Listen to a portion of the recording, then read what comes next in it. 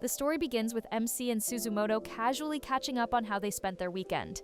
MC talks about his latest exploration at the mound burial, which immediately prompts Suzumoto to tease him about how adventure-prone his family seems to be. MC gets defensive, snapping back before deciding it's not worth continuing the conversation and dropping the subject altogether. Suzumoto then casually mentions that he spent his weekend with his girlfriend, something that visibly makes MC uncomfortable. MC brushes it off, calling relationships a waste of precious free time, though he admits that he's curious about them despite clearly lacking emotional maturity. It's time that MC touches some grass. Suzumoto points out that this way of thinking makes MC sound shallow, but he also shrugs it off as the natural curiosity and immaturity of youth. Suzumoto then shifts the conversation toward their classmates, suggesting that MC should at least pay attention to the people around him. He brings up Natsuno, saying she'd probably be more popular if she were a bit kinder to boys, and Akitsu, who's outgoing, social, and possibly even Natsuno's neighbor. He also mentions Fuyushima, nicknamed the Snow Woman due to her stoic personality, acknowledging her beauty but making a rude comment about her being unapproachable, which MC finds unnecessary. Bonding over being judgmental doesn't make you a real friend. Before Suzumoto can continue his commentary, this time aiming at the homeroom teacher. The teacher herself walks into the classroom, cutting the conversation short as Suzumoto muttering that she should try dressing a bit more professionally if she wants more respect. The story then cuts to a flashback of MC as a small child, full of excitement and curiosity, dreaming about going on adventures. His parents, however, believe the world is too dangerous for a child and insist that he stay home instead. Eventually, they leave him behind, promising to return, but they never do. 10 years pass without a word from them. Getting ghosted by your parents really is the best type of character development. Determined to follow in their footsteps anyway, MC maintains excellent grades and trains daily to keep his body in peak condition. Or more like, my parents disappeared, but now I'm built like Goku, so who's winning? One day after returning home, MC suddenly feels dizzy. His surroundings blur, and before he can react, he finds himself standing inside a massive underground dungeon that he initially mistakes for his basement. As he moves forward in disbelief, he discovers a mysterious book containing a message. Guided by the will of the labyrinth, I will entrust my experiences to you and wish you the best of luck. The book explains that the labyrinth operates on an LV system where higher levels indicate greater strength. MC can see his own LV displayed on his right hand, and by focusing with one eye closed, he can even see the levels of others. Animals increase their LV through combat, while humans grow stronger through coordinating with the team. As levels rise, magical tools begin to appear. Every 3 floors, treasure chests containing these tools can be found, though they regenerate only once per year. If someone takes too much damage, they're forcibly returned to the entrance and lose all magical tools, making survival with minimal damage essential. Excited rather than afraid, MC immediately views the labyrinth as his destiny and ventures deeper. After wandering for a long time without encountering anything, doubt starts creeping in until he stumbles upon a locked treasure chest. As he approaches it, a massive tree monster emerges as its guardian. MC quickly realizes that defeating the monster is the only way to access the chest, but he's clearly outmatched. As the monster overwhelms him, memories of his parents and their struggles surface, igniting a renewed determination within him. Drawing on that resolve, MC fights back with everything he has and eventually manages to defeat the monster. Inside the chest, MC finds a magical item called the Bell of Tranquility. This single-use tool creates an aura of sincerity, forcing anyone in the room to drop their social mask and speak their hidden thoughts. MC decides to test this on Haramachi. He convinces her to visit his house under the guise of discussing his parents' missing tuition payments. Using your financial crisis as bait just to test a magic item is peak chaotic energy, the narrator jokes. Once he lights the candle, Haramachi begins acting out of character. Instead of her usual strict professional self, she becomes brutally honest about how much she worries for MC's future, offering him life advice and support with an intensity that catches him off guard. The professional wall is gone, and for a moment the conversation becomes far more personal than a student-teacher meeting should be. Haramachi eventually snaps out of it, realizing she shared way too much and leaves in a state of flustered embarrassment. MC's level rises to 5.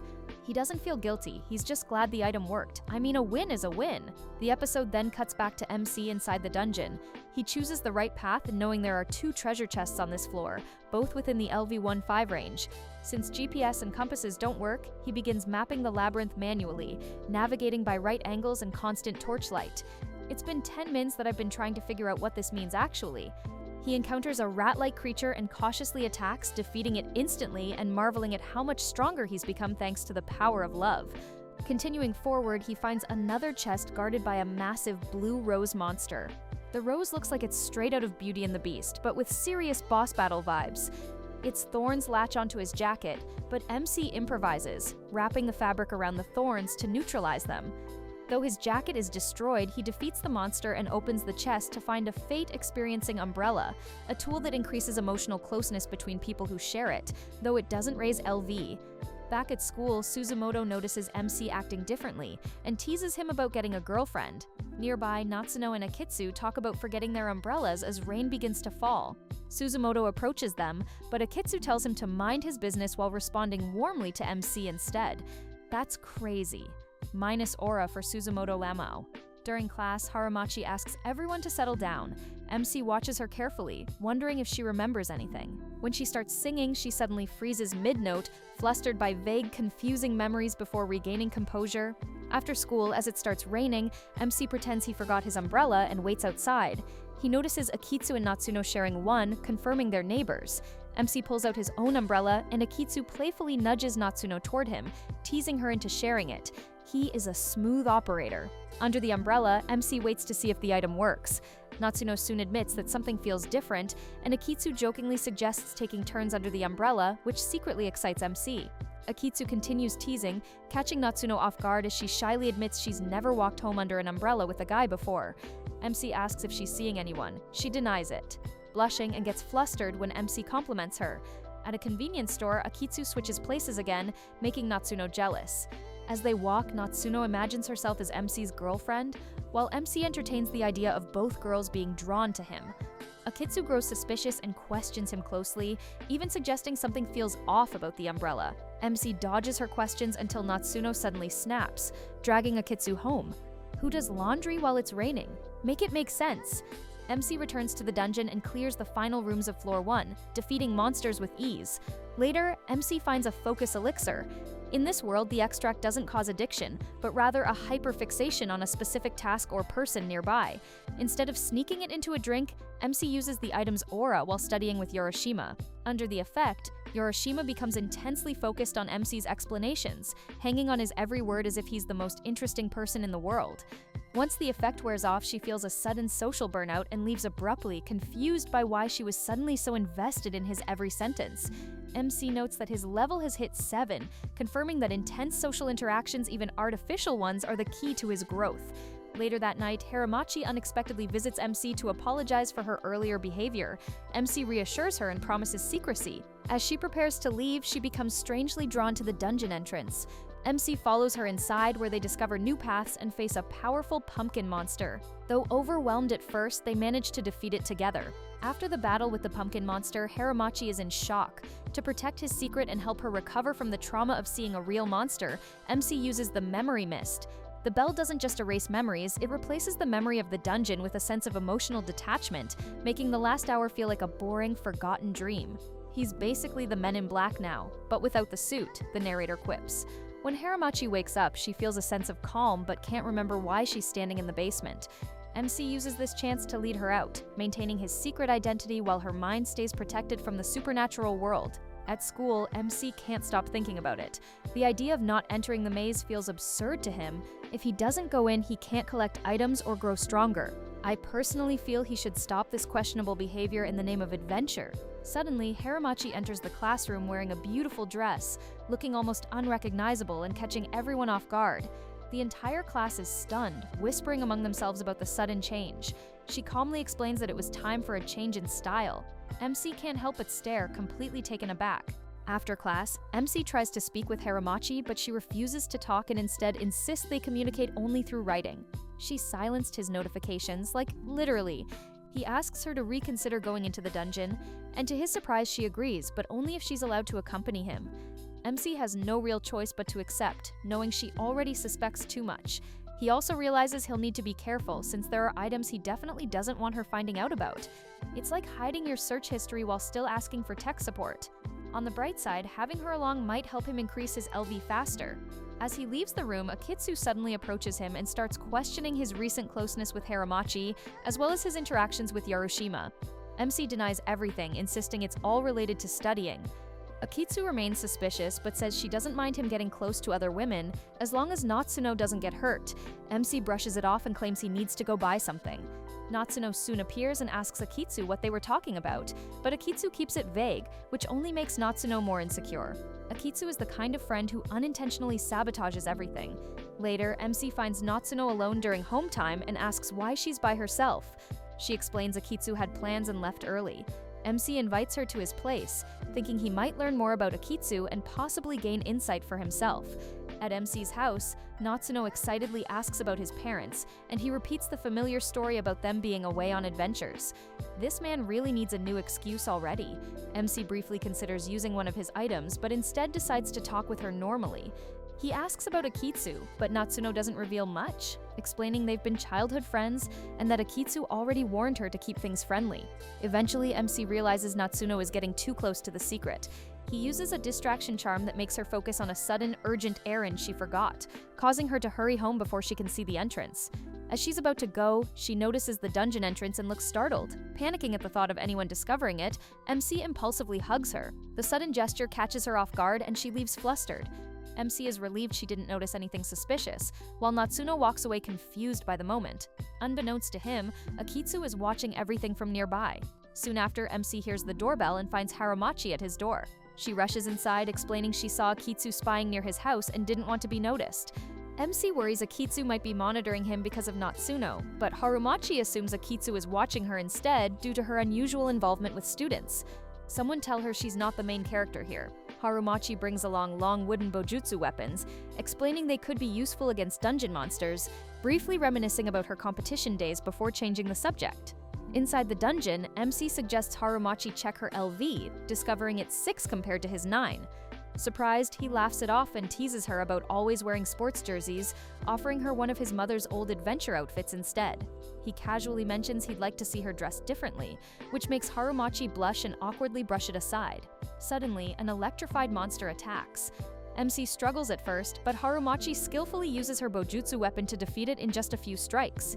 MC is impressed, and she jokingly agrees to wear better clothes more often, as if he'd mind. As they move forward, the corridor opens into a wider space, hinting at a treasure chest guarded by a level 6 monster. MC tells Haramachi to stay back unless needed, but they end up fighting together and defeating it.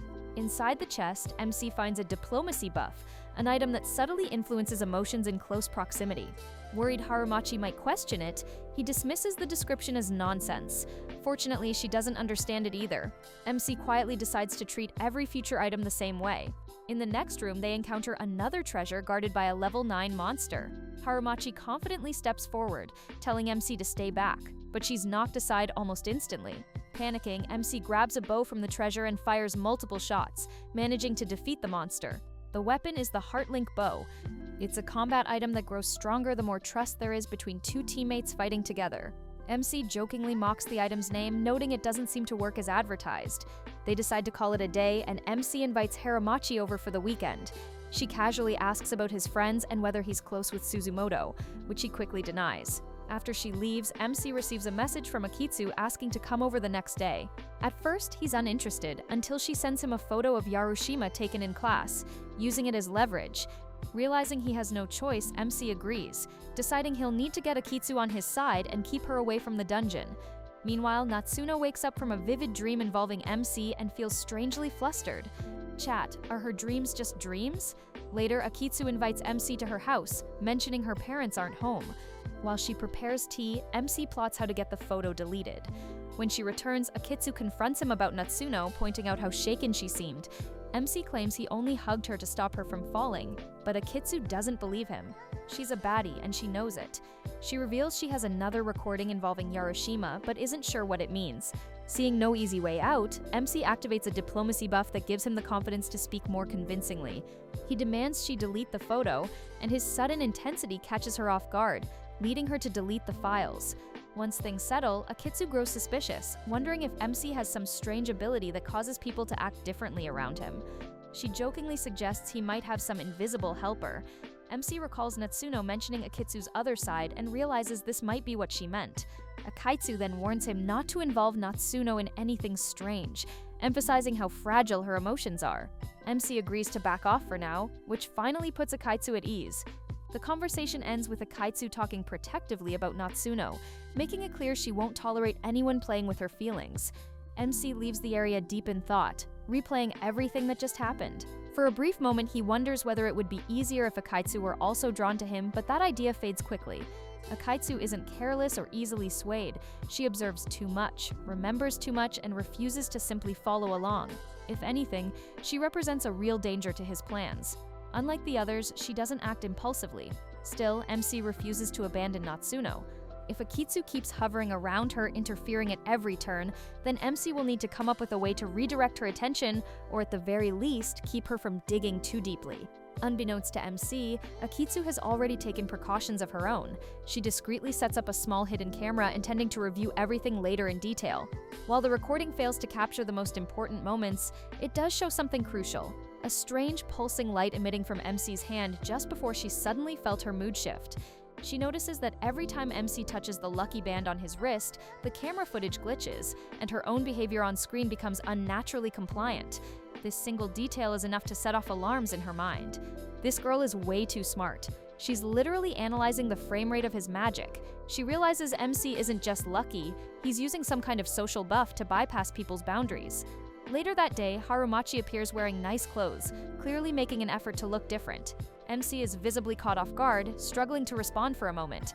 Harumachi watches his reaction carefully before sighing and shaking her head. She admits that while it might look nice, it's completely impractical for dungeon exploration. Without hesitation, she changes into MC's mother's old adventure suit instead, immediately commenting on how comfortable and functional it feels. Wow, big brain.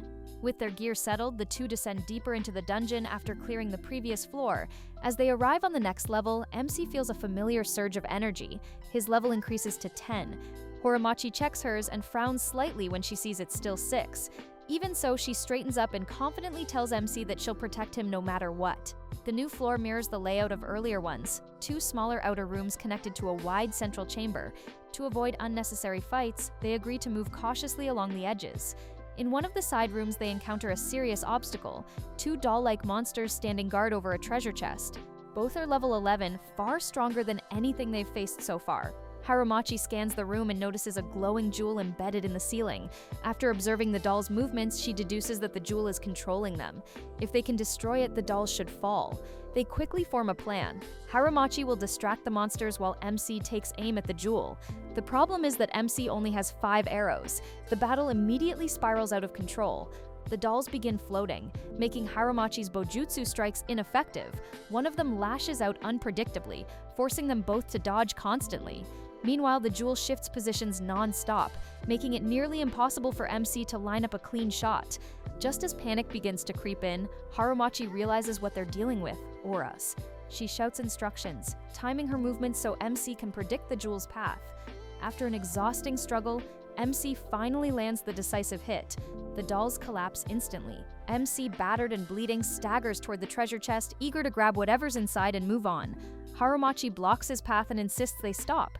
She argues that pushing forward in their condition would be reckless, especially with stronger enemies likely ahead. Harumachi is basically the let's heal first player in a party of overzealous rushers. After some resistance, MC gives in, realizing she's right. Inside the chest, MC finds safe haven passes. These allow him to invite allies into the dungeon's safe zones without them being detected by the labyrinth's monsters. This guy is building a literal army of high-level allies through pure calculation. MC immediately realizes the tickets won't increase his level, making them strategically useless, at least at first glance. He briefly considers Harumachi, then Natsuno, but quickly discards both ideas. Harumachi would ask too many questions, and Natsuno would inevitably draw Akitsu's attention. After weighing his options, MC decides Fukushima is the safest choice. When MC visits Fukushima, she accepts the ticket without hesitation and invites him inside. Even her grandmother barely reacts, casually guiding them to her room before heading off to prepare something. Everything unfolds with an eerie sense of ease. MC takes a long bath, letting the tension melt away. Later, while sitting with Fukushima, he casually mentions a family photo he noticed in the hallway. The question clearly unsettles her. She grows quiet, then invites him to rest. The scene gently fades forward. When MC wakes the next morning, Fukushima seems to treat him with a newfound level of trust. Her usual cold exterior completely melted away. Her status screen confirms their successful link. This catches him off guard. He assumed everything was simply the ticket's effect, but her behavior feels intentional. The moment passes quietly, and when MC checks his status, he's stunned to see his level has skyrocketed to 17. He realizes that her high synchronization rate is a resource he can use to clear higher-level floors. He notes that maintaining this bond is the most efficient way to climb the labyrinth. Reinvigorated, MC returns to the dungeon alone. He clears a room with a level 11 monster using a single precise shot. Inside the chest, he finds an odd item called Mirror of Secrets, a magazine that reflects the reader's inner thoughts when their name is written on it. Though it doesn't increase his level, he keeps it, focused on completing the floor. Can this guy think outside of LVs while living everyone's dream? As MC continues mapping the dungeon, he clears several rooms with ease. Eventually, he encounters a level 15 monster guarding another treasure chest. Expecting a brutal fight, he's shocked when it falls after just 2 shots. Inside the chest is the Hourglass of Delay, an item capable of freezing a target for 30 minutes, an invaluable tool for planning an escape. Back at school, MC thanks Fuyushima for the other day and asks if he can visit again. She declines politely, saying she sleeps early, but agrees to meet over the weekend. Nearby, Akitsu and Natsuno are spending time together. MC approaches, and Natsuno immediately blushes, clearly embarrassed by the recurring dreams she's been having. Akitsu, however, pulls MC aside and reminds him of his promise to stay away from Natsuno, accusing him of manipulating people. Lamau, Akitsu is the only one he can't fool.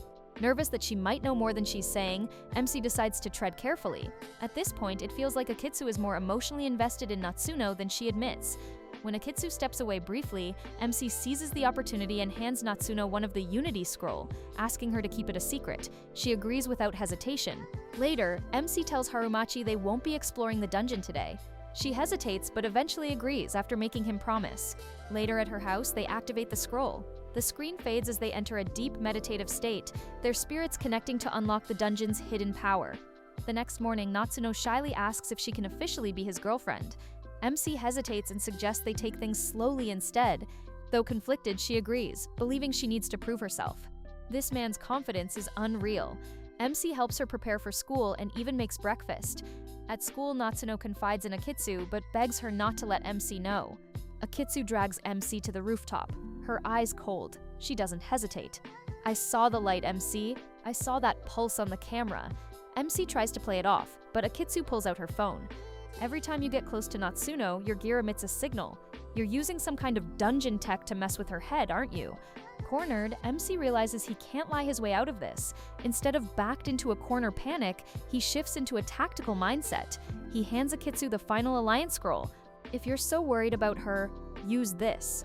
Link your soul to mine tonight. You'll see exactly what I'm doing and why. But I warn you, Akitsu, once you see the labyrinth, you can't go back to a normal life." Akitsu takes the scroll, her hand trembling slightly. She's not won over by him, but she realizes that the only way to protect Natsuno is to enter MC's world and monitor him from the inside. She's stepping into the lion's den to save her friend, but she might just end up becoming part of the pride. Nearby, Natsuno feels the spiritual tug of the contract, sensing the tension between Akitsu and MC but unable to break away from the influence. She's interrupted by Fuyushima, who claims she was just curious. After class, MC finds Harumachi acting strangely. She seems disoriented and follows him to the roof, where she admits she felt like someone was calling her name. Following mysterious voices is never a good sign. When Harumachi arrives later that day, MC immediately explains Fuyushima's involvement in the dungeon. He's careful with his words, choosing honesty but avoiding unnecessary details. After a brief discussion, the three of them decide to head back inside together. As they move deeper into the dungeon, Harumachi notices something off almost immediately. She pauses, narrowing her eyes at MC before asking how his level jumped so dramatically in such a short time. She wonders aloud whether he's been entering the dungeon alone over the past few days. Her gaze briefly shifts to Fuyushima, whose level has also risen to 9. Harumachi assumes MC must have been fighting monsters with Fuyushima, which would explain the growth. Her tone sharpens as she scolds him for ignoring her warnings about the danger of going in alone. MC lowers his head and apologizes sincerely. Internally, though, he panics. If Harumachi presses further, she might realize her own level hasn't increased at all. He quickly resolves to think of a convincing explanation later. Their conversation is cut short when a massive rolling monster barrels toward them from the corridor ahead. MC steps forward instinctively and defeats it with a single clean strike. Almost immediately after, another monster appears, this one far trickier, deflecting MC's attack with ease. Before MC can react, Haramachi jumps in, coordinating with him flawlessly. Together, they bring the creature down. In the room beyond, MC opens the treasure chest and finds a strange item, a ring labeled Love Donating Ring. The description explains that when worn during a shared bond ritual, the person with the higher level transfers 3 levels to the lower level partner. The ring can be worn by either individual, works indefinitely, and only activates when the 2 participants are at different levels. MC realizes instantly that this item was designed for cooperative dungeon explorers, partners who trust each other completely. As he pockets the ring, his thoughts spiral. He remembers how both Fuyushima and Haramachi seemed drawn into the dungeon almost against their will, responding to something deeper. His mind briefly flashes to Akitsu as well, and the unresolved tension there still lingers. Even now, he doesn't fully understand why Fuyushima chose to follow him so willingly. They continue exploring, nearly finishing the map of the floor. Haramachi points out a consistent pattern: 2 small rooms always appear near the outer edges, never close to the entrance. Sure enough, when they find one of those rooms, a strange smoke suddenly fills the air. The moment they inhale it, all 3 feel weaker. MC quickly checks his status and realizes their levels have dropped by 3. He concludes the smoke must be the ability of a monster nearby. Judging by the pressure alone, he estimates it's at least level 15, possibly higher. Despite his reduced level of 22, MC decides to engage. Level 22? MC really needs to level up his personality before his stats, he mutters internally. Peeking into the room, he confirms the monster is level 18, a massive horse-like creature radiating menace. Haramachi volunteers to act as bait, so MC can line up his shots safely. MC hesitates, clearly worried, but ultimately agrees. His first arrow barely scratches the monster. The second shot misses entirely. As the creature charges Haramachi, MC forces himself to calm down. He has 1 shot left. Timing his breath perfectly, he releases the arrow and lands a devastating hit. The monster collapses. MC rushes to Haramachi's side and pulls her into a tight hug, overwhelmed with relief. She apologizes for making him worry, hugging him back just as tightly. The moment lingers longer than either of them expects. Inside the treasure chest, they find secret designated wanted posters. These posters summon rare monsters when carried through the dungeon. Defeating them grants duplicates of previously collected items, though weaker versions. Each monster appears only once per floor. MC studies one poster closely. A towering creature named Gonzalez is listed on the 4th floor with a staggering level of 40. The name alone sounds terrifying, MC mutters. Deciding not to push their luck, MC asks Fuyushima to carry the items while they prepare to leave. Suddenly, a deafening roar echoes through the halls. MC immediately orders Fuyushima to take Haramachi to the dungeon entrance. Haramachi looks confused, but Fuyushima doesn't hesitate. She grabs Haramachi's hand and runs. MC stays behind, knowing someone has to buy them time. Gonzalez emerges far larger and more terrifying than expected. MC reminds himself he doesn't need to win. He just needs to survive long enough. The monster overwhelms him quickly. Each blow drains his strength and the emergency transition refuses to activate. Honestly, this feels like karma, MC thinks bitterly. Finally, a crushing strike sends him into darkness. He awakens in his basement, gasping for air. For a moment, he truly believes he died. Then relief washes over him. The transition worked. Moments later, Haramachi and Fuyushima emerge safely from the dungeon entrance. Haramachi admits there was no chance MC could have defeated a level 40 monster. Then her tone changes. She asks him calmly but directly whether their level growth is tied to soul sync rather than combat. MC freezes, caught completely off guard. He admits the truth. Haramachi presses further, asking if the dungeon items were designed specifically to exploit that mechanic. MC confesses everything. Haramachi doesn't yell, she doesn't cry. She simply asks for time to think and leaves. Later, MC confronts Fuyushima, hurt that she revealed the truth. She explains she wanted to stop Haramachi from returning to the dungeon alone. MC still feels betrayed. The next day, Haramachi acts as if nothing happened. At home, MC tells Fuyushima not to visit. When the doorbell rings, he's shocked to see Haramachi instead. He apologizes immediately, but she tells him she's already processed it. She admits she felt hurt, but also understands how serious the dungeon is to him. She connects the dots and realizes he hasn't been exclusive. Frustrated, she demands that if they continue working together, he must commit fully. MC agrees. When she asks why he chose her first, MC answers honestly. He trusted her most. The tension melts. The two enter a state of deep mental synchronization to unlock the next level of power. Harumachi asks if the dungeon requires this level of shared mental focus to progress, and MC admits that the stronger the mental bond, the higher the level. Afterward, they rest at the magical healing flow, recovering together. MC asks Fuyushima why she told Harumachi everything. She explains she believed Harumachi deserved the truth because she saw genuine happiness in her reactions and assumed she felt the same connection. MC listens quietly, realizing the dungeon isn't just testing strength, it's testing intent. A short while later, Harumachi finishes her mana recovery session and impatiently asks when the healing font will be ready for her again. She argues that as the primary fighter, she needs the stat boost more than Fuyushima. She argues in her usual confident tone that since Fuyushima doesn't even participate in battles as often as she does, she should get priority instead. MC chuckles and reassures her, promising that he will make sure she gets her turn soon.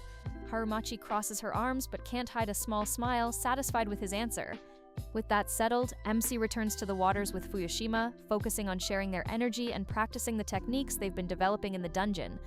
Time passes as they work together, reinforcing each other's abilities.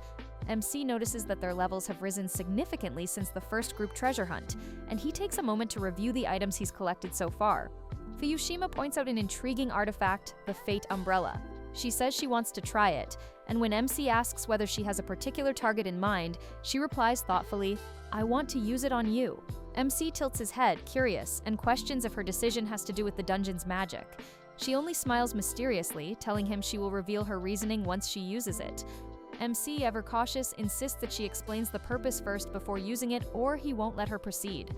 The tension between trust and curiosity hangs in the air for a moment. As evening falls, Fuyushima and Harumachi prepare to leave. Once Fuyushima is gone, MC turns to Harumachi, asking if she knows Fuyushima's secret. Harumachi quietly reveals that Fuyushima has a unique mental condition that makes her extremely calm and emotionless, without the typical mood swings most people experience. She adds, with a small shrug, that this has started to change slightly because of MC's influence. She warns him not to use any of the dungeon items to force a change in Fuyushima. Improvements must come naturally. MC nods, understanding the delicacy required. Later, MC finds himself added to a group chat with Akitsu and Natsuno. To cheer him up, the girls share funny candid photos, goofy faces, and memes from earlier in the day that make him laugh. MC realizes the girls have found the perfect way to distract him from his worries. The girls really cracked the code on how to cheer up a man, he muses, grinning.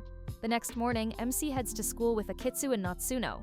He thanks them for their gestures and shares that he was recently in a sour mood because he feared he might no longer have fun times with Harumachi.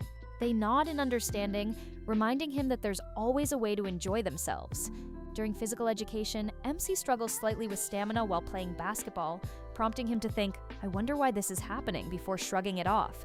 Meanwhile, Akitsu is in charge of timing the girls' marathon training. As she cheers for Natsuno, the latter trips and falls. MC watches from a distance, confused about what happened, and soon catches up with the two in the infirmary. He calls both Akitsu and Natsuno over. He leads them to the empty school gym. MC explains they need to practice strategic synchronization, a drill to improve their reaction times in the dungeon. Akitsu takes the lead, helping Natsuno sharpen her focus. Once the drill ends, MC drops his serious commander persona, signaling that they've successfully completed the day's preparation.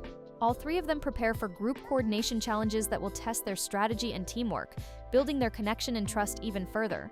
The tension is high, but excitement fills the room as they share smiles and nods of encouragement. During lunch, MC notices a bento on his desk, a thoughtful gift from Harumachi. Finishing it, he suddenly realizes his house key is missing. Frantically, he searches but comes up empty-handed. Understanding that he might not be able to access the dungeon for a while, he reluctantly tells Akitsu and Natsuno to head home without him. As they leave, Akitsu surprises him by producing his house key from her bag. She teases Natsuno about whether she wants to know MC's secret, and MC is left dumbfounded. After searching the school fruitlessly, he gives up and heads home, feeling frustrated at the potential delay in his dungeon exploration. Rona's life is 50% dungeon and 50% avoiding emotional accountability, he mutters. When MC reaches home, he finds the door open and Akitsu inside. Nervously, he wonders if she was lured in by a voice, but she calmly explains she used his spare key. MC internally scolds himself for carelessness, but he's relieved she doesn't seem upset. As they walk inside, Akitsu spots the mysterious artifact in his basement. MC realizes she's discovered the dungeon's existence, and he mentally braces for questions. Akitsu calmly asks about the strange object in the basement. MC leads her to the living room, where they find Natsuno waiting. Natsuno apologizes for entering uninvited and shows a book she found in the dungeon, which contains detailed records of its secrets. MC realizes that with Fuyushima also holding a copy, there are now 3 books circulating among the group. Natsuno questions whether he used any magical items on her or Akitsu. MC admits the truth. He had, carefully explaining that the purpose was to enhance teamwork, skill, and dungeon readiness. Akitsu presses further about specific items, such as the Fate Umbrella and the Hourglass, and MC agrees to explain on the condition that she stops taking unauthorized photos and invading his space. She nods, reminding him that abusing magic to manipulate people would be equally wrong. MC shows them the dungeon items, explaining rules, photos are forbidden inside the dungeon, items cannot be removed except for magical treasures, and dungeon paths reset annually. Akitsu notes that the dungeon resets each year, with unlocked paths closing and items respawning. MC realizes he must act quickly, but reassures himself that he's already mapped 4 floors in just 2 weeks. He speculates that future treasures will focus more on level advancement rather than influence, which should allow him to progress faster. Akitsu suggests using the Fate Umbrella on Natsuno to better prepare her for decision-making within the dungeon. She advises MC to take responsibility for Natsuno, mentioning her difficult upbringing since her parents left. MC promises to care for both Natsuno and Akitsu, acknowledging Harumachi and Fuyushima as well. Akitsu confirms she already knows about the other girls, and MC assures her he won't engage with anyone outside the 4 of them to prevent disruption. After testing the Fate Umbrella to see if it reveals any hidden dungeon debuffs, MC explains the situation is getting dangerous. He suggests Natsuno stay at his house temporarily so he can ensure her safety from potential monster leaks in the neighborhood. Feeling safer with a teammate nearby, she agrees. Suddenly, the doorbell rings. It's Fuyushima and Harumachi. They bring news about a missing adventurer couple, speculating it could be MC's parents. MC shrugs off the rumor, saying such stories are common and reassuring them that his parents are fine. The 4 girls gather in the living room and ask MC to give them some space. MC heads to his room to study, using the time productively. Soon, he notices that Fuyushima and Harumachi have joined the group chat Akitsu and Natsuno created, sharing safe, playful images. MC wonders what's happening in the living room, curious but amused. After a while, the girls call him back and suggest they do a fun team-building exercise to cheer him up. Akitsu and Natsuno express interest in exploring the dungeon, and MC agrees to teach them how to equip adventuring gear. Realizing he is now responsible for all 4 girls, he vows to ensure their happiness and safety mentally, physically, and strategically. Akitsu and Natsuno, their initial gear is too heavy for them. MC provides them with lightweight, mana-resistant uniforms that offer better protection and mobility for their specific combat styles.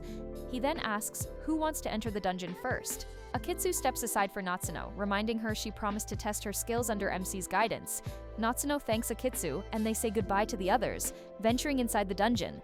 Inside, MC stays close to Natsuno, instructing her not to stray. He keeps her distracted by asking about her studies and other neutral topics, helping calm her nerves. Natsuno admits she's too focused on him to concentrate fully, and MC reassures her, continuing to lead them through the dungeon. Their first encounter is with a familiar rose monster, which MC defeats with a single, precise strike. Natsuno is impressed, and MC suggests they celebrate each victory with small fun activities once they leave the dungeon. Natsuno agrees, though MC reminds her to stay focused.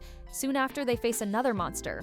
MC demonstrates a new fighting style using innovative tactics to defeat it. Natsuno is amazed and asks if he always fights this way. MC smiles confidently, assuring her this is his first attempt, but she is clearly impressed. He feels a sense of pride both in his skill and in earning her trust. MC really told Natsuno he'll protect her, but he's just protecting his ego, he jokes to himself silently, while making a mental note to continue strengthening the bonds between them all before the dungeon challenges intensify. Meanwhile, back at the house, the other girls are gathered in MC's living room. Harumachi asks if they have already discussed a backup plan for recent events, and the others confirm that they have. The conversation shifts to how much MC values each of them, even if he struggles to express it openly. Before long, the discussion turns into a light but heated argument about who MC seems to care about the most. Back in the dungeon, MC patiently teaches Natsuno how to use a crossbow. After several practice shots, they move deeper inside and encounter 2 small rat-like monsters. MC signals for Natsuno to approach quietly. She successfully takes down one of the creatures with a precise shot, while MC handles the other. He praises her focus and encourages her to keep moving, assuring her that the entrance is not far. Suddenly, the dungeon reacts and briefly draws Natsuno into a strange state. Speaking in an unfamiliar tone, she congratulates MC for successfully forming a reliable team of 4 companions. MC thanks the dungeon and asks why it chose to communicate through Natsuno. The dungeon explains that it wishes to reward him by updating the treasure chests on floors 4 and 5, replacing simple level-boosting items with specialized equipment meant for each girl. MC realizes this means the girls should focus on improving their own levels for now, and the dungeon confirms his understanding. When MC asks why exploration has been unusually smooth and what awaits on the deepest floor, the dungeon simply replies that some things are meant to remain a mystery before fading away. Natsuno soon returns to herself and asks what just happened. MC downplays it, saying it was nothing important, and the two head back. At the house, the girls greet them warmly. Akitsu asks Natsuno how the dungeon run went, and Natsuno happily says it went great. It soon becomes Akitsu's turn to explore. As Akitsu prepares, she tells MC she's counting on him to guide her. MC watches as Akitsu leans forward to study the dungeon layout with intense focus, clearly intrigued by what lies ahead. He reminds her that curiosity is good, but survival comes first, especially with monsters nearby. They follow the same route MC and Natsuno took earlier. MC asks Akitsu if she's ready, and she confidently confirms. A monster suddenly appears, startling her. She fires hastily and misses, causing MC to briefly marvel at how Akitsu can be both carefree and aggressive at the same time. After regaining her composure, she lands several clean shots and defeats the level 2 monster. As it vanishes, Akitsu notices small trails of glowing light and wonders if every monster leaves something behind. She asks MC if she can try using a knife next time to better understand enemy movements, and MC agrees. Later, the two reach a small room where MC explains that dungeon items are important, not just for strength, but for building trust and cooperation among the group. Akitsu jokingly asks if MC had any experience with exploration before discovering the dungeon. When he admits he didn't, she suggests the dungeon might be designed to guide inexperienced adventurers and reward teamwork. Along the way, MC asks if he should worry about living with Natsuno. Akitsu reassures him, explaining that Natsuno is tougher than she looks and tends to adapt quickly. Akitsu adds that she was genuinely surprised when MC took on the responsibility of leading everyone, noting how much he has changed. Another monster appears, but Akitsu swiftly defeats it with her knife. When she notices MC doesn't seem very excited, he admits that after repeated dungeon runs, the novelty has worn off. Later, back in the living room, the girls appear with damp hair after cleaning up. The girls head to the recovery station to repair their gear and initiate a mana sink. By focusing their energy together, they can recalibrate their stats for the next floor. Harumachi introduces herself as a teacher and confidently shares her role within the group. Hayori, an adult academy graduate, follows by introducing herself and stating her commitment to supporting MC's leadership. Akitsu and Fuyushima also introduce themselves, each highlighting their strengths and roles within the team. Once introductions are finished, MC prepares for another coordinated treasure hunt with all 5 of them. He asks how they want to approach the next challenge. Akitsu suggests tackling it together since their teamwork has improved. MC realizes that to balance everyone's progress, he should lend a special ring to one of the lower-level members. Akitsu and Natsuno both hesitate, offering it to the other, until MC decides they'll simply take turns using it. With preparations complete, MC takes a moment to rest while the girls organize roles. To decide leadership order, they settle things with a simple game of rock, paper, scissors. Harumachi wins first, followed by Natsuno, Akitsu, and Fuyushima. Natsuno sets a timer so each can take charge fairly as they guide the group forward without interruption. The following day, everyone helps Natsuno move in with MC. Harumachi brings her car and the others help carry boxes inside. Once everything is settled, Natsuno offers to cook a proper meal. While serving food, Akitsu suddenly appears, claiming she stopped by just to drop off supplies. She joins briefly before Natsuno jokingly sends her on her way. As MC walks Akitsu home, she explains that she only wanted to check on her best friend. Seeing Natsuno happy puts her at ease. She reminds MC that he's now responsible for supporting everyone. Back at the house, Natsuno attempts to follow through with their earlier backup plan, but strange dungeon magic interferes, leaving her frustrated. The moment passes as the story shifts elsewhere.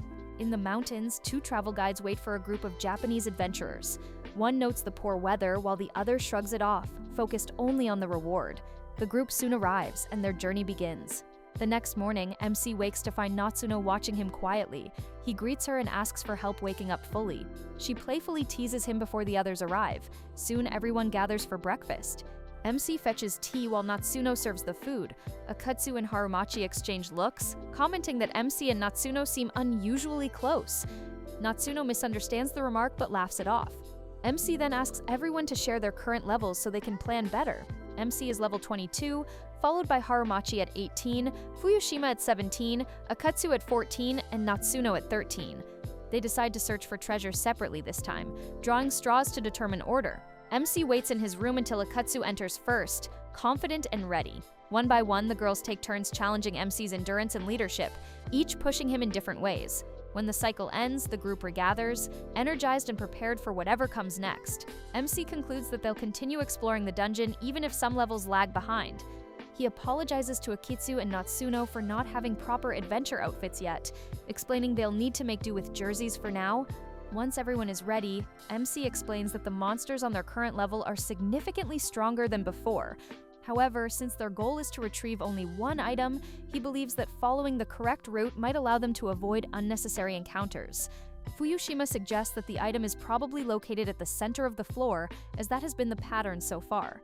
Akitsu asks whether the items found here are exclusive equipment meant for the girls, and MC confirms that they are. MC assigns everyone their positions. Harumachi stays close to him, Akitsu remains on lookout, Natsuno attacks from behind when needed, and Fuyushima provides support. As they move deeper, they encounter a monster that requires 2 attacks to be executed at the same time. MC and Harumachi coordinate their movements and defeat it together. Further inside, they discover a small room and brace themselves for another fight. MC and Harumachi strike first, but MC mistimes his attack. Before the monster can retaliate, Akitsu and Natsuno step in and finish it off. Realizing his mistake, MC resolves to stay more alert moving forward. The item they recover turns out to be a cosplay-themed staff, which is given to Harumachi. Curious, she decides to test it while imagining herself wearing a classic school uniform. As she activates the staff, she feels a mix of excitement and nervous energy. When they exit the dungeon, the staff transforms into a necklace, which MC carefully ties around her neck. Back at home, Harumachi reminds everyone about the upcoming exams. The group agrees that they should postpone further dungeon activities until their tests are over. At school, tension fills the air as exams approach. When the bell rings, Natsuno, Akitsu, and Fuyushima invite MC to study together at his place. Like a lost puppy, MC follows them. I mean, who wouldn't want a dedicated team like this? At MC's house, they settle down to study. MC mentions that he has been reviewing consistently and feels fairly confident about his preparation. This guy is the definition of a completionist, maxing out his grades and his dungeon stats. MC asks Natsuno which subject she finds most difficult. She admits that she struggles with all of them. Akitsu turns out to be having the hardest time academically, having failed several classes before. Fuyushima, on the other hand, proves to be the strongest academically, excelling in nearly every subject except modern Japanese. Hence, proven overachievers excel at everything, except mastering their own culture. They begin studying for their midterms. After several hours, Akitsu dramatically announces that she can't focus anymore. She glances at MC and suggests taking a break. Akitsu is more interested in the loot than the textbooks. Natsuno immediately stands up and reminds Akitsu of the promise they made to Harumachi-sensei to avoid distractions until after the exams. Akitsu argues that Harumachi isn't around to notice, but MC points out that Harumachi would know by monitoring their levels. Changing the subject, Akitsu asks MC if he has any interesting books on world history. MC suggests she check his father's room. Once there, Akitsu becomes deeply absorbed in the research materials displayed around the room. Back in the living room, the others wonder why she's taking so long. Natsuno goes to investigate and finds Akitsu completely captivated by research on heterogeneous energy. Girl literally spends more time chasing distractions than knowledge. Natsuno firmly tells her to leave it for later and brings her back. The group resumes studying. MC asks if they've filled out their future plan forms. Everyone says they plan to attend university, except Fuyushima, who jokingly says she wants to be MC's wife. Why she is always so high? When asked for his thoughts, MC admits he hasn't decided yet. The next day, Harumachi-sensei visits MC's house and is pleased to see everyone studying seriously. She checks whether they kept their promise, and they reassure her that they stayed focused. She praises MC, Fun, and Fuyushima and Natsuno, but tells Akitsu she needs to put in more effort. Harumachi then borrows MC's room for a private tutoring session with Akitsu. The exams begin on Wednesday and end on Friday. Once they're over, Akitsu suggests heading home together, but MC decides to stay behind. After everyone leaves, MC sits alone in the classroom, thinking about his future. Harumachi enters and advises him to consider university, explaining how higher education could help him grow. MC apologizes for submitting his form late, but she assures him it isn't a serious issue. Later, Harumachi arrives at MC's house and unexpectedly finds the others already in the middle of a dungeon expedition without her. Frustrated at being left out, she removes her gear and pushes forward, demanding her turn to take charge. MC tries to calm her down, but she insists and takes the lead. Afterward, MC opens the gate and finds Fuyushima and Akitsu waiting.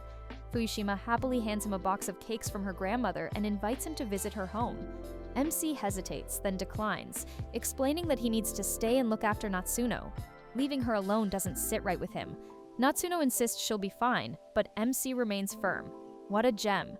Akitsu offers to stay behind instead, but MC hesitates, worried she might snoop through his things. Fuyushima suggests Natsuno could come along. As they debate, Haramachi arrives, clearly tired of the back and forth.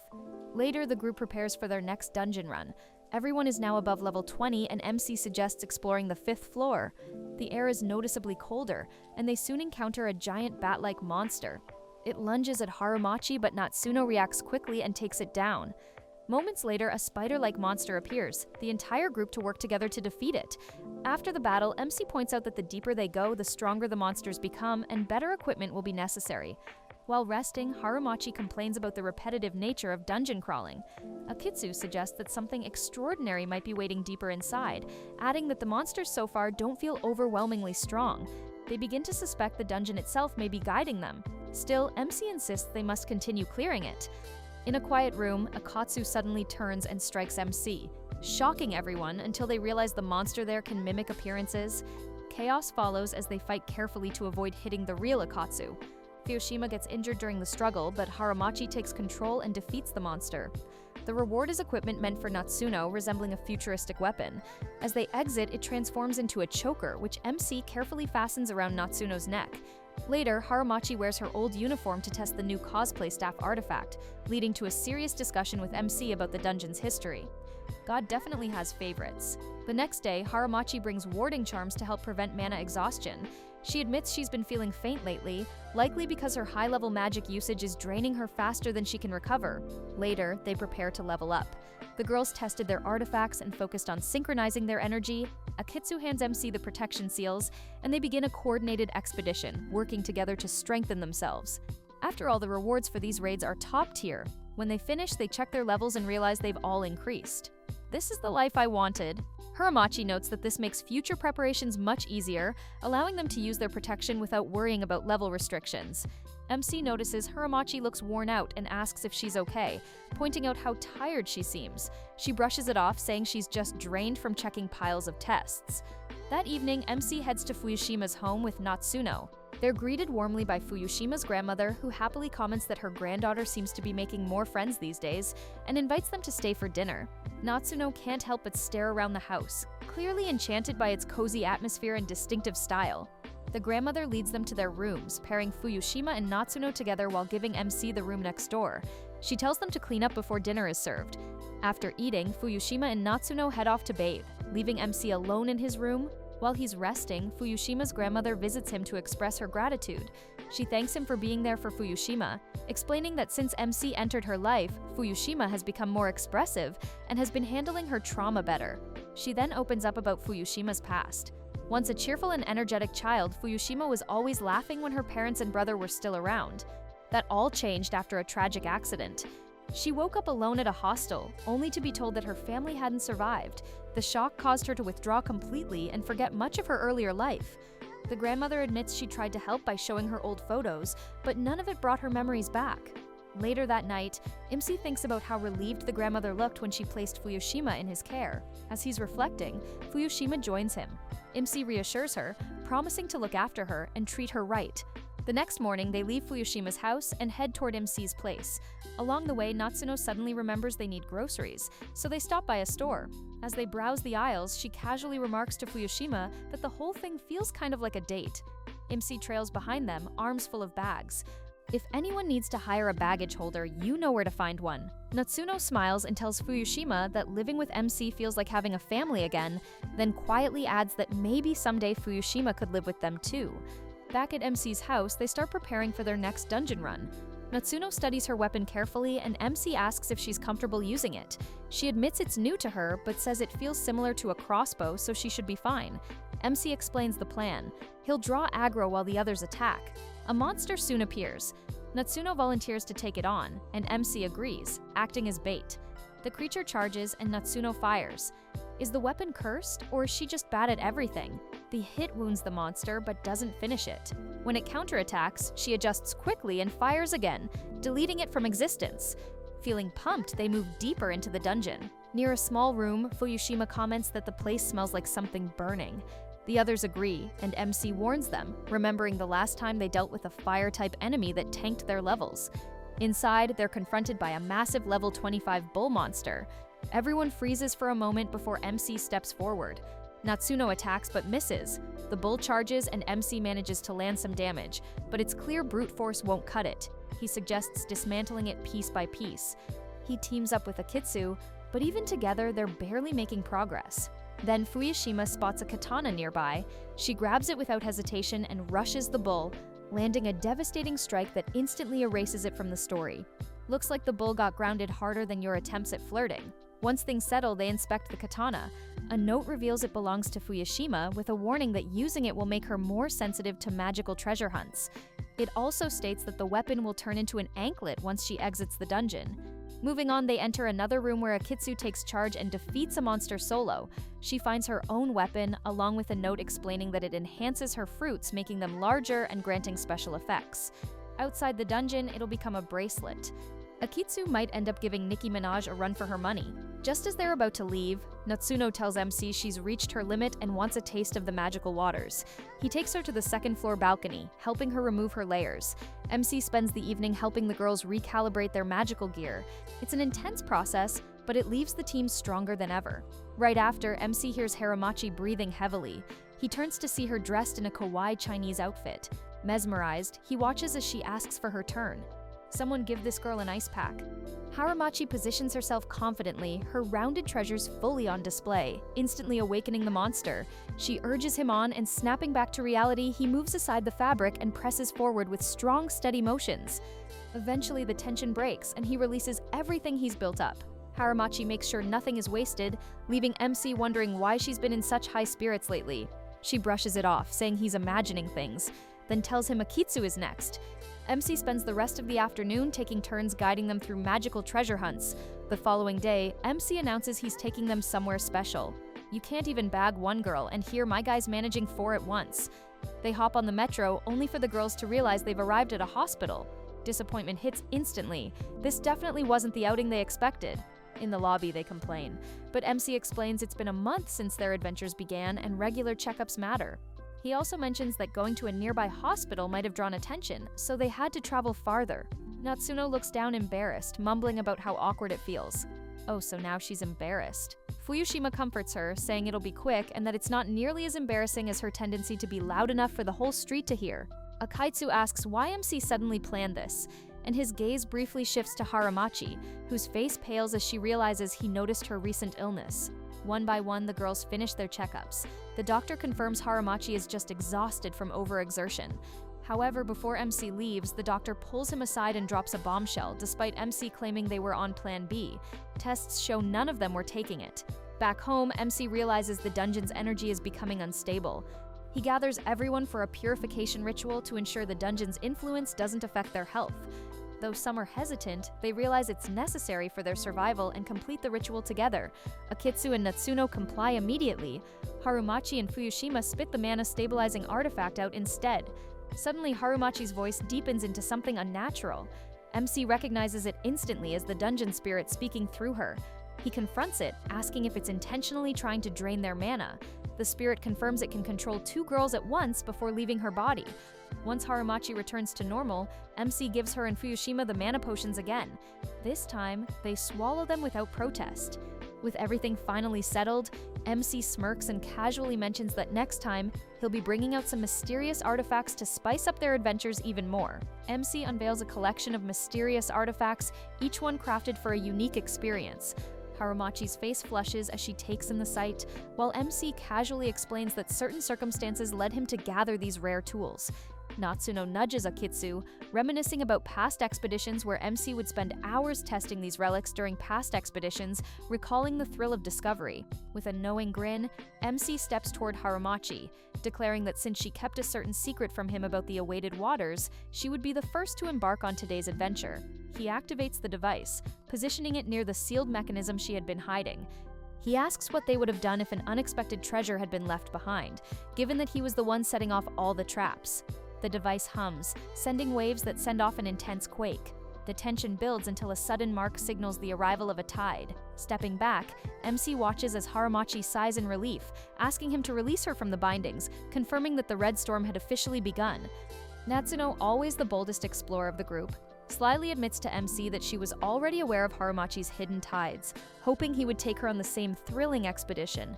To her surprise, MC decides to leave her stranded, denying her any part in the journey. Instead, he turns to Akitsu and Fukushima, asking which of them is ready to set sail first.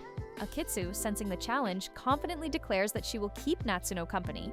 Without hesitation, MC shifts his attention to Fukushima, bringing forth the smallest artifact from his collection, sending a wave of shivers through her, catching MC's attention. Guiding the artifact further into unexplored chambers, the dam finally bursts, surprising MC. Satisfied with the outcome, he unbinds Fukushima and sets his sights on the next adventure, while Akitsu takes matters into her own hands, using a similar artifact to assist Natsuno with her own trial. After the experiments concluded, they discuss the agenda of the dungeon's will and how it's trying to manipulate the party's progression in disturbing ways. MC adds that it is sort of creepy that the dungeon's will would not give out more levels until after MC goes on more secret adventures, and at the same time was trying to restricting access to certain protective measures. Akitsu then asks MC if he still wants to continue exploring the dungeon, to which MC responds that he wants to clear out the dungeon from all the monsters. There's the Sigma we've been looking for. He adds that the dungeon's will might get more dangerous if they start ignoring it. MC continues that if the police get a sniff of the dungeon, then they will start investigating. Natsuno asks if MC is doing all of this because he wants to be an adventurer. MC responds that he only wants to clear out the dungeon. Harumachi, who's been quietly observing the conversation, finally speaks up, adding that if they're going to continue this whole thing, they need to train and learn how to fight monsters. The next day, Harumachi faces off against MC, and they engage in an intense battle, exchanging strike after strike. MC manages to land a hit, but ends up on the ground, dazed. I would have said MC is all talk, but his confidence backs it up. Undeterred, they go again, and MC fails to tackle Harumachi down. Impressed by Harumachi's superior strength and agility, while he is resting, Harumachi comes up to him and asks him if he is doing fine, to which MC responds that he is just worked up.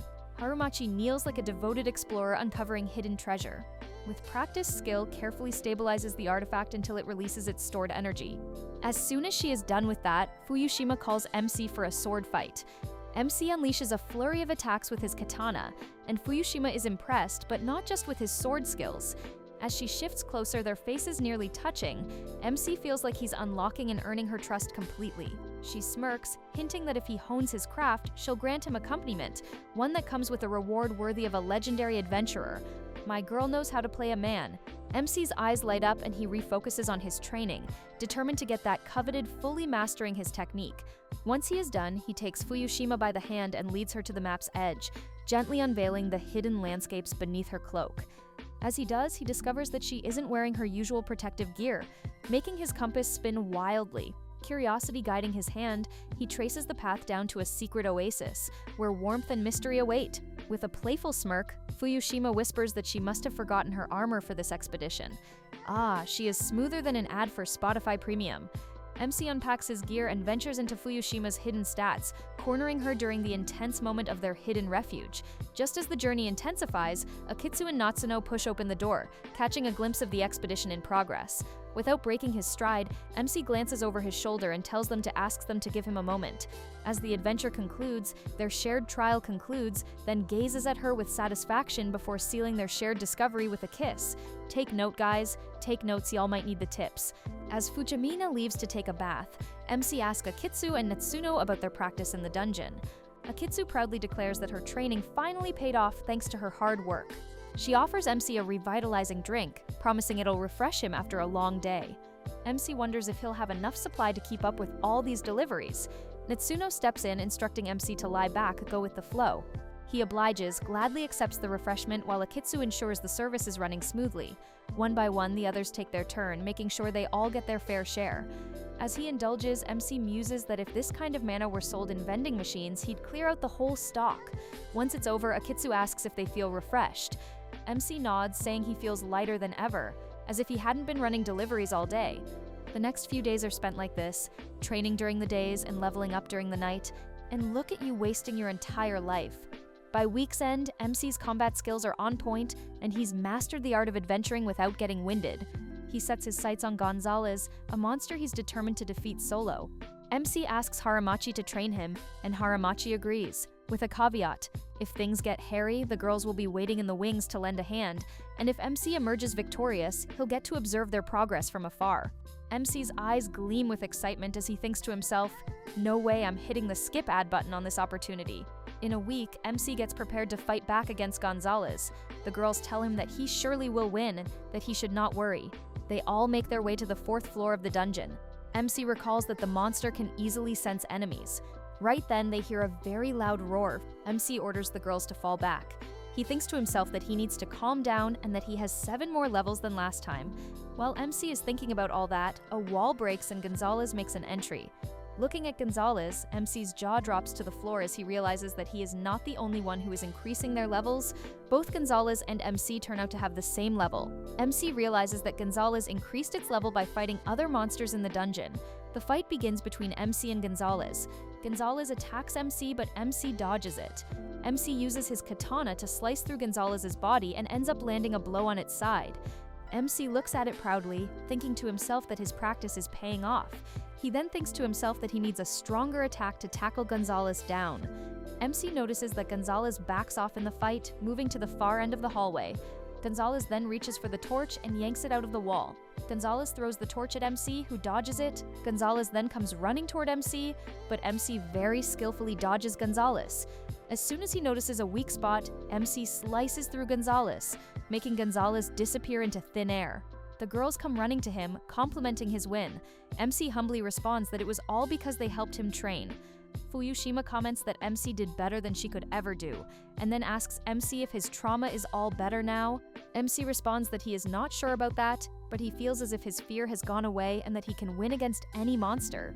Right on cue, the dungeon spirit takes over Haramachi. In a very deep voice, she compliments MC on defeating Gonzalez. The will of the dungeon angrily tells MC that she does not want to talk to a creep like him because he tried to accuse him of interfering with her autonomy. She then asks MC to request whatever item he wants as a reward. MC quickly comes up with gibberish, saying that he wants the hourglass of stagnation. The dungeon's will look at him, surprised, adding it's funny that MC does not want to go on more quests then. She hands him his reward. MC then stops the dungeon's will from disappearing and brings out the Fate Umbrella. He uses the Fate Umbrella to see if he can forge a pact of honesty with the dungeon's spirit. He hopes that by linking their spirits, she will be forced to reveal the truth about his parents. I want whatever he is high on. He says that if the umbrella works, the dungeons will must do whatever he says, but the dungeons will escape. Just like all the girls you try to approach, the dungeon's will looks at him horrified and remarks that MC is just like his parents. She explains that his parents created this dungeon, trapping everyone in it. After that, the dungeon's will disappears from Haramachi's body. They all go back. Meanwhile, Akatsu recalls the research she found in MC's parents' room. As they reach the living room, she brings out the research for MC to read. He realizes that the research is related to the dungeon. MC informs the girls that his parents are always out for adventures and that they went missing in the South Pole. Boomer parents are camping out to buy the next edition of the dungeon as we speak. He adds that the dungeon appeared soon after they disappeared. The plot is getting more complicated by the minute. MC continues thinking about the dungeon and his parents, with the dungeon's will's words ringing through his head over and over again. Haramachi brings MC out of his thoughts and asks him if he is okay. MC suggests that they should defeat another special monster. That way the will of the dungeon will appear again, and they can interrogate it. Akaitsu looks at him and asks how they will pull it off. MC says that they can leave the item there if it drops. That way the will of the dungeon will come out to hand it over to them. Who wants to pay for his therapy? Because my guy has lost it. She adds that MC doesn't seem very sure about the plan. MC responds that it's worth a try and that he will go after unique monsters since they will all be weaker in strength, making it easy for him to take them down. They all dress back into their adventure clothes. MC brings out the poster and informs the girls that the unique monster on the first floor is Fruitful Grief. He adds that even if the monster's actual levels are higher than the poster indicates, it will still be no problem for him to tackle it because he has practiced a lot. Haramachi interrupts and asks MC if he is okay. MC looks at her over his shoulder and reassures her that he is completely fine. Haramachi then points out that he hasn't looked back at the girls even once. She adds that he's usually more cautious of his surroundings. She asks MC if he is nervous. MC responds that he is only a little nervous but will be fine since he has already taken down many monsters. Harumachi playfully reminds MC that he can go on quests with the girls once he's finished. MC gives her a puzzled look, making her freeze in surprise, realizing that for once his mind wasn't sailing through the dangerous level zones. When they reach the first floor, they notice grass all over the hallway and approach it carefully. MC checks his levels to see if they have decreased, but they haven't. MC announces that he is going in.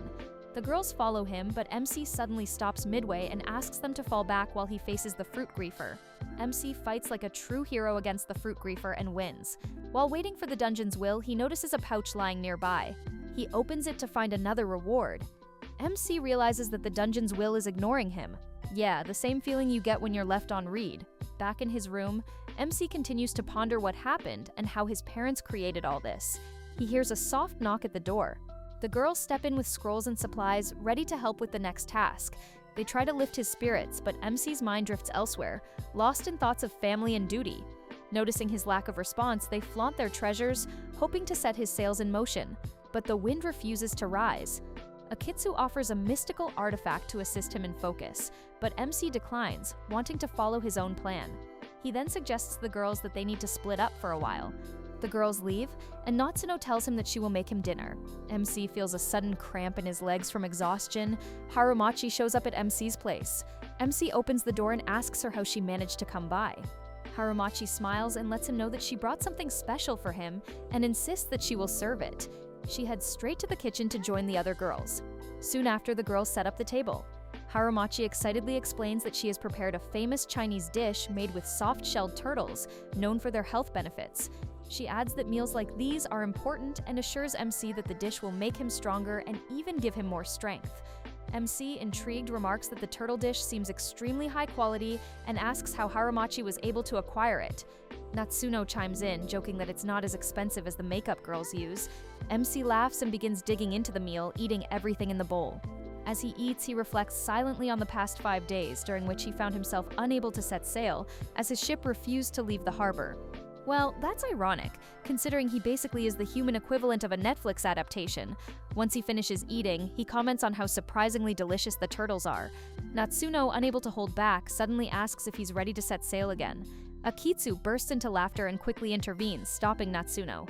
She suggests they should all prepare the voyage properly before trying to catch the wind. MC waits in the lounge as the crew readies themselves. After some time, they return, dressed in elegant uniforms, playfully pulling back the covers that hide their most precious treasures. His eyes widen at the grand display, yet his vessel remains anchored, refusing to move.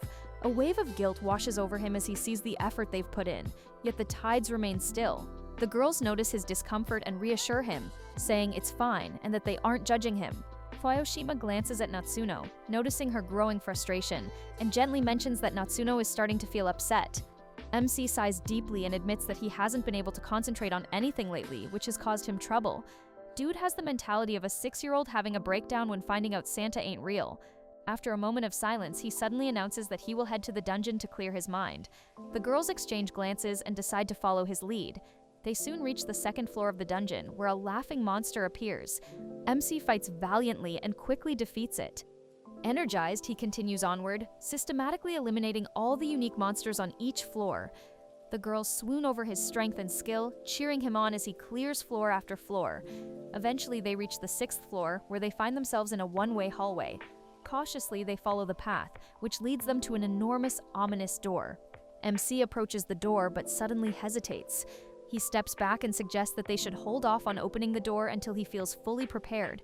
Sensing the tension, Natsuno seizes the moment and teases MC, suggesting that he should take all of them out on a date to relax and bond before they tackle whatever lies behind the door. The other girls laugh and chime in, agreeing with her idea. MC looks at his phone and sees the text messages in the group. He finds out that the girls have already reached the designated spot and tells them to wait for him. When he finally arrives, he looks at the girls, mesmerized by how beautiful they all look. Dude's acting like he just discovered the concept of aesthetic. He looks around and comments that no one is around in the park, just as he had planned. As they enter the park, they come across a huge board mapping out all the rides. MC asks what order they should ride in. Harumachi suggests starting with the Ferris wheel, and Natsuno agrees, saying roller coasters are exhausting, so the Ferris wheel sounds like a good idea. Akatsu jumps in, suggesting they start with the cup ride. They all agree to that, and Harumachi and Akatsu end up sitting next to MC, while Natsuno and Fuishima sit across from them. As the ride spins, they all get dizzy. MC tells them they should split up and try one ride at a time. Harumachi takes MC to the merry-go-round. She asks if they can ride the same horse together. MC mutters under his breath. As the horses start going around, Harumachi gets emotional and asks MC if she's a failure as a teacher. But MC reassures her that she's not. MC asks Harumachi to look at him. She turns and he encourages her with a nod, making her smile. After that, MC takes each of the girls for a ride. The day comes to a vivid end, and MC feels all relaxed and at ease. Once they all reach MC's place, he feels his engine roaring back to life, ready to hit the road. With everything back in motion, he sets sail on a grand expedition, navigating through the deeper levels of the dungeon with all of them, making up for lost time on the journey they all longed for. The next day, they prepare to explore what lies behind the door. MC looks at the door in front of him, with the girls by his side. MC jumps and opens the gate. As soon as the gate opens, MC finds himself in a huge room with a stage and sees two people sitting on the stairs in front of what appears to be a coffin. MC looks at them and realizes they are his parents. Is it me, or did the plot just get better? Harumachi, in a confused tone, asks MC if his parents went missing at the South Pole. MC suggests that the wind blowing towards the inside of the room explains the chill they felt as they got closer. Ikitsu finishes the thought, saying that this means the dungeon is connected to a low-temperature area. Harumachi questions her, asking if she thinks the dungeon is connected to the South Pole. Ikitsu remarks that it's likely partially connected, or else the winds would have been more intense. MC cuts them off, suggesting they go in further. As he walks in, a spirit appears on top of the coffin with her mouth sealed shut. MC asks her if she is the will of the dungeon. She scoffs and introduces herself as Elmia, telling MC to stop calling her the will of the dungeon. Someone shut her up, please. She sounds like a mental case. She informs him that his parents are in a deep sleep and will recover, warning him and the girls not to get any closer to her as it will have negative effects. No one was even thinking of getting near her anyways. Elmia explains that she is not originally from Japan, and that by using MC's parents she learned many things. Mainly she learned how to manipulate people. She explains that she was created as a side effect of the dungeon's magic, a byproduct of his parents' experiments. She explains that she shaped the dungeon's items and monsters based on her observations of MC's parents' strategies. MC asks Elmia why she focused so much on controlling the dungeon's inhabitants. Elmia answers that she just wanted him to let her out. After that, Elmia makes all the girls disappear from MC's side and explains how she ended up in the dungeon. Elmia narrates that long ago, in the South Pole, a child was born with special powers. She was a child with extraordinary abilities. People around her didn't understand her powers, and many tried to contain them, but she persisted. Over and over again, they tried to get rid of her, but they failed. Determination 101. In the past, Elmia had been trapped by a magical curse that restricted her abilities. MC listens to her story with concern, but she explains that she needs help solving the dungeon's mysteries. MC, listening to this, feels sorry for Elmia, but Elmia explains that she needs one of the girls to donate a portion of their spirit core, so she can manifest a permanent physical body in the real world. MC realizes Elmia's plan is parasitic. She wants to drain their life force to save herself. MC realizes Elmia's plan is manipulative. He confronts her to stop her from misusing the dungeon's magic, keeping everyone safe. Elmia looks at him innocently, but MC realizes that she is only playing with his mind. She had us in the first half, I'm not gonna lie. MC thinks to himself that if he steals one of his parents from her, he will reduce her thinking abilities. He does exactly that, but Elmia laughs. Her horrible mouth opens up. Looks like someone missed their dentist appointment. She tells him that she has taken all the girls and put them into a deep sleep, gaining more brains to work with. She steals MC's hourglass of stagnation. When MC opens his eyes, he finds himself in Harumachi's class, horror washing over his face. MC looks around the classroom, wondering what has happened. He finds Fuyushima sitting next to him and asks her if they defeated Elmia. Fuyushima looks at him confused and asks what he's high on. MC realizes that she doesn't remember anything. Harumachi calls out to MC, telling him to pay attention to the lecture. Once the class ends, MC walks up to Harumachi and asks her if she remembers what happened to Elmia. Harumachi looks at him and asks if Elmia is a country. Horror washes over MC's face as he realizes that Harumachi too has no memory of the events. He then goes up to Akitsu and Natsuno. Instead of asking about Elmia, he asks them if they find him attractive. They scoff and mock him for hitting on them both at the same time. Yeah, without dungeon items, he's just a total loser. MC rushes back home and opens his basement door, only to find old junk and no dungeon. He thinks to himself that it might have all been a dream. Feeling disappointed, he mutters, "I mean, I would be too if I found out I couldn't have 5 friends at once." A week goes by without anything interesting happening. MC grows bored and upset with his mundane life, thinking to himself that the boring days before the dungeon have returned. I kind of feel bad for the guy. Imagine waking up to find you're back to being a loser. One last time, he visits the basement, and just as he is about to leave, the dungeon reappears. He notices a chest lying in the corner. Opening it, he suddenly finds himself back in the classroom, with a teacher by his side asking him to pick any girl to take with him for quests.